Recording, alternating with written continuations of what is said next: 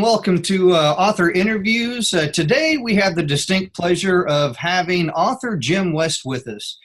Jim West was born in Killeen, Texas in 1977 and grew up mostly in central Louisiana. For over 18 years, he has worked in the cybersecurity field and came up with the ideas and concept for the Magic A Mathematica series about a decade ago. His first book of the series, La Bellus de Numeros, is one that he hopes will resonate with its young readers. Jim is a father of two smart and beautiful girls who he loves dearly, and when he himself is not away saving the world, he lives in Houston, Texas. Along with this series, Magic A Mathematica series, he is also the author of several nonfiction books to include Cybersecurity Test Tips and Methods, Project Management Study Guide, Creative Writing Guide, Active Learning, and many others. Along with that, he sharpens his writing tool by writing Movie Wrongs, which is movie reviews, where he writes how to make a movie better through better writing. I am truly excited to have author Jim West with us, and without further ado, here's Jim West. Oh, thank you. Thank you very much for that introduction. Yeah, I think you covered everything. Nice to actually be able to talk with you, Jim. I'm super excited, and I know all the authors are going to be just as excited to hear what you have to say.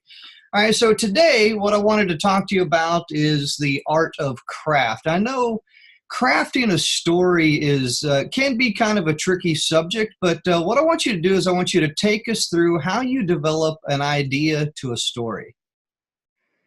How to take an idea to a story. So, I hear almost every week when I'm talking to folks about, hey, I have a great idea for a story. I have an idea for a book, a movie, an idea. And so an idea, it could be either a concept or it could be a theme. It could be a character. It could start with any facet. But, when you have that idea, you have to eventually, what to that moment in time of that idea, whether you're driving a character or a plot, you have to, what really makes it interesting? What is the progression or journey of that idea? So, for example, let's take you got a great character, an anti-hero type character that's eventually going to save the world. But the problem is that that by itself is not interesting. That's not going to get an agent or a publisher to beat down your doors and want to sign you. What's interesting is what makes that person change in that journey of saving the world. And almost in essence, how do they redeem or save themselves in that plot and story? So, starting with an idea is one thing, but then when you start to layer onto that idea, it takes, a little bit of where did that character, what is his history? How do you slowly catch up your reader in that journey? How does he change and develop and react to what the situations that he's placed in or him or her is placed in? So, sometimes your protagonist can have a history, a backstory that you can slowly reveal to the reader. You can layer your story with how he responds to other characters and situations that you will write for him to either adapt, overcome, or sometimes fail. I mean, don't be afraid to have your protagonist fail and showing his response to failure, how it helps that person or character grow. So, an idea to a story, it can start really small, but eventually what is going to be the unique thing in your story? Again, there's many stories, good guy versus bad guy, good guy wins at the end, but then how do you make it interesting? What is the flavors or seasoning that's going to make your story stand out from all the other stories that are out there? Yeah. So do you like to write, whenever you're writing, do you like to write a lot of stories within stories or just for myself, every character, big or small, even even a character that's just a passerby, will have a full-fledged history because knowing where they came from and who they are at that moment in time when they're in my story is important, because if I ever have to bring that character back into the story at some point, it's kind of like your family. Your family, you might have someone that moves away from home. They go and have their own life, their own experiences. Life is still occurring for those other characters. So knowing the history and what's going on with those other characters, when they come back into the story, it helps you as a writer kind of keep tabs on who that person is now. It's like when you moved out when you was a young man, Terry, I'm sure that when you came back home to visit your family, you had some life experiences and things that changed you as an individual. And over time, life happened, getting married, having children, going from one job to the other, relocations. Things change you and as who you are as a character in the book of your life, if you will. Yeah. And the same thing happens in the story. So it's really good to, keep tabs because, people change, characters can change too. And so don't be afraid to, have your characters change in the story. It's really interesting that you brought a little bit of me within your answer there. So whenever you're writing your stories, do you like to take real life scenarios or situations within your story and introduce that as well?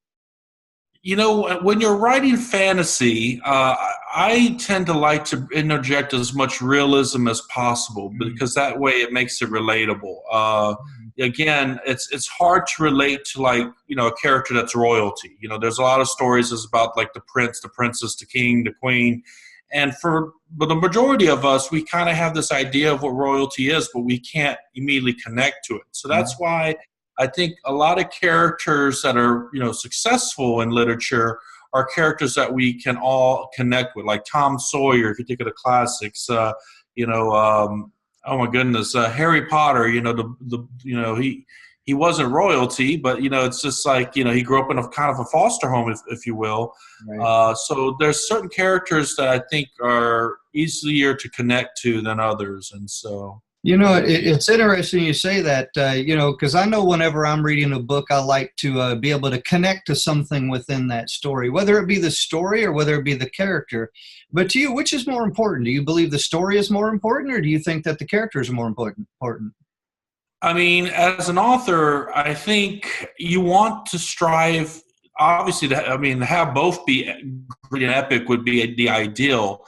But at the end of the day, I think people will fall into two groups, whether, the story is the epic grand that's sweeping throughout the pages, or you're reading it because of an interesting group of characters or a character. So an example would be, if you think of like the Harry Potter series, I think people, you have the story, but then I think it's the characters that really drive it. So that might be maybe more of a perfect blend for those fans, but I think more like a TV series like Seinfeld. Everyone loves, Seinfeld, but it was a character-driven TV series, and I think no matter what those characters was doing, you'd watch them do anything, and we often did when the show was running on TV. There's a lot of great characters in that one too. Yeah, so it's like Friends and the other great TV series, The Office and so forth. It was the characters you enjoyed watching, not so much the story that drove the episode. To flip that around, if you get into something like, let me think of a more story-focused thing, would be that's more difficult. But trying to think of one like because we are all so focused on heroes, nowadays. So the superhero genre really focuses on the characters more so than the story. But I'm trying to really rack my brain right now for a great story-driven media, but right now I'm drawing a blank on that one. But characters really are a driving force within anything, whether it be a book or whether it be a movie, whether it be a TV series or what have you. And it's kind of interesting that you get certain characters that translate very well no matter what situation or scenario that you put them in. How do you feel about the characters within your story? I mean, do you feel that you can put them in pretty much any situation or any scenario, and they will be able to, I guess, be either a hero or be a main character, or be able, how do you feel about your characters and how you can put them in different scenarios or situations? I mean, I'm probably, as the creator of my characters in Magicae Mathematica, I'm obviously biased, but I mean, there would be situations where I don't think they would do well. For example, if I took Alex, who's the main protagonist from Magicae Mathematica, and I try to put her in, let's say, the future, she might be a little bit out of her element, Okay. Actually, if I could pause a minute, it just popped in my head, a story-driven media. It's things like The Hunger Games and Maze Runner. Those are more story-driven mediums than character. No offense to the character of Katniss Everdeen, but ultimately the story is what drove that, had a more balance towards the story skill than characters. I could say almost the same thing about the Twilight series. I'll probably get a lot of hate for that comment, Mhm. but anyway, back to your current question. Sorry to have to rewind there, Yeah. but yeah, as far as my characters, you want the time period is important. The situations you place them in, you kind of don't always want to put your characters in a situation that is against all odds or back against the wall. A lot of writers end up writing impossible circumstances, situations, and that often is a very horrible thing to do, because then you're relying on like an act of God, or it's also referred to as Deus Ex Machina, which is something you definitely want to avoid as an author. Mhm. Have you ever written yourself into, not necessarily a writer's block, but have you ever written yourself into a situation that you had just a little bit of struggle getting yourself out of, or the character out of, or move the scene along? No, because I always the story, at least for the Magic Case series, the story was all within my head, if you will, for all Mm. four books in the series. So how the story ended was already one of the first things that was imagined, and it's kind of like everything else just became filling in the details and the gaps. Yeah.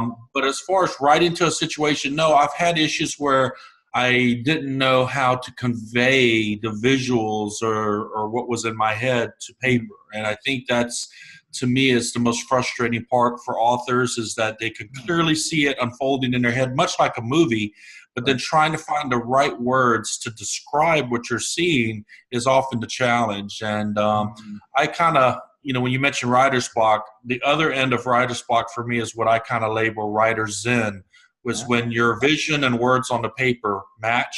That's a very awesome moment for an author. it's a great feeling when that happens, isn't Yes. it? So, what are some common challenges that you think that writers face when crafting their novels? That's a great question. Crafting a novel, a lot of times folks will sit down and write a plot outline. I still do it myself. Even the great J.K. Rowling plotted out plot outlines. A lot of times folks, they kind of know the beginning and end of the story really, really well. But then the biggest thing they fall on is all the in between. And it's much like life. We kind of remember the big milestones. We remember when we graduated from college or high school, or when we got married, our lows in our life. We remember the big events, but there's a lot of in between moments. And in writing, if you're writing fiction, you kind of have to remember that a journey somewhere is filled with a bunch of little details that often get passed on. So, for a good example would be, you go to the grocery store. Well, you have to get dressed. You have to get out your house in a car, drive to the store, get out the car. All those little moments that sometimes doesn't get captured in writing. And so for some people, that also shows passage of time. And so I think a challenge that a lot of writers face is they want to say, well, the hero walked out the door, and next thing they were facing the big Mm. store or challenge or the thing they needed to undertake. That would be a very boring story. Yeah. So trying to make the little details interesting, or make the journey to that challenge or a big boss or whatever the conclusion of the book, that is the biggest challenge, is Mm. how do I make, A to C is defined, but how do I make B intriguing and interesting? And that, to me, is the biggest challenge for most writers. Okay. Uh, a lot of people are really analytical with films, even books. Loopholes, loose plot points get called out on social media pretty much every day. How do you prevent loose ends like these within your writing process? I think earlier I mentioned about every character, sub character, every character period in a story has to have a back history. Mm. And I think maintaining that to a degree helps a lot. Having a plot outline will help you prevent loose ends. If you introduce an idea, if you introduce a choice, what does that choice for that character conclude with? And so kind of keeping tabs of every choice, definitely your protagonist, but even for your antagonist of the story, why does he do the choices he does, he or she does the choices they do, and what are the consequences and impact of that choice? And keeping tabs on that is important to a degree, as long as, again, when a choice is made, it has to be a result of that choice. And so sometimes it's immediate, but if you make a choice in the story to mention something or to put something into the story, just make sure that you didn't have an initial intent to resolve it later. And if so, make a note of it. Create a running list of, hey, I put these little Easter eggs in book 1. I need to make sure I resolve it in book 2 or 3. If that's what you're doing. So I think plot outlines and, again, having that backstory history for every character helps a lot. Okay. So speaking of plot outlines, whenever you're writing your stories, your characters, plots, so on and so forth, do you have a particular piece of software, or do you have a particular method in which you do that? You just write it out? Do you use Microsoft Word, or do you got a particular set of software or anything like that? So for most fictional writing, I use Microsoft Word. Of course, I have to get it formatted later to fit either an e-reader format or a printable format. But I usually start with Microsoft Word. Now for screenplay stuff, I use Final Drafts. Oh, okay. Yeah, that's pretty good. I know that there's a lot of apps, a lot of software that's out there. I think Scrivener is another one, if I'm not mistaken. But there's definitely a lot of different writing software. Final Draft is a really good one. Actually, one of the best free ones is called Trilby, Trelby. It's a pretty good one for screenwriting. That's free. Yeah, I'll definitely have to look into that one. All right. So if you had a young author that was met you at an event and ask you the ultimate question, what advice would you give me in order to be successful? What advice would you give that new writer in order to be successful? A lot of folks, for some young writers, they're full of hope, and not to lose that hope. Meaning, you hear the great stories of how J.K. Rowling, she typed the first Philosopher's Stone on an old typewriter, had one typed copy that she would bring from agent office to agent office and beg them to please call her when they were done so she could pick it up. Mm-hmm. You hear these great stories. Even Stephen King, I think he was rejected numerous times before he finally found success. So just because you might get initial rejection, just keep growing as a writer, keep writing. If some young authors start with fan fiction, and that's fine, but don't be afraid to create your own ideas and write your own stories, and just write as much as possible. Try to write every day. It's a job, and you have to treat it as such. You have to dedicate time to it, and you have to study and learn. If you like to read the great classics and learn from other authors. What made their story so interesting to read? And, if your favorite author is X, what is that author doing that motivates you, that hooks you into the story? And how can you, learn from that? How can you structure your own writing? Not to mimic that style necessarily, but how can you take lessons from that? Like, if I can digress a bit, I have situations where I'll look at writing where I see someone using a lot of I's. I did this. I walked down the hallway. I, and it's very repetitive. And so I'll have to say, hey, I is repetitive. So how can we replace the I with either action and convey emotion in the story? And so little tricks like that, read about on Writer's Digest and other writing blogs, top 10 or top tips for new writers, and internalize everything you read so that you can grow and prevent those common mistakes that young writers and new writers usually make. That's awesome. Yeah, appreciate all the great advice there.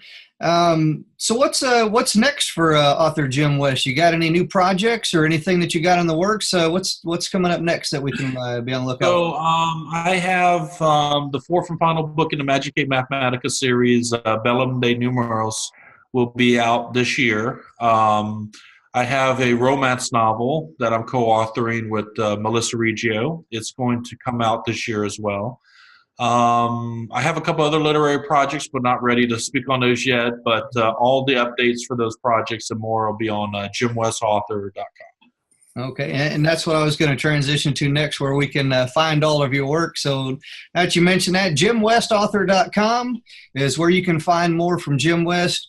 Jim, old friend, man, I'm glad that I had a great opportunity to sit down and have a great conversation with you. You had some great tips, tools techniques there to help authors become better authors. And that's the whole premise behind Author Teach, is to teach authors on how to be better authors. And my friend, you really laid it down on the line today, had some great advice. I'm going to take some of that back with me, and maybe I can integrate some of that within my own writing. Any final words that you would like to share beyond that, or no? Just keep writing. As a writer, author, you have to keep creating, keep writing.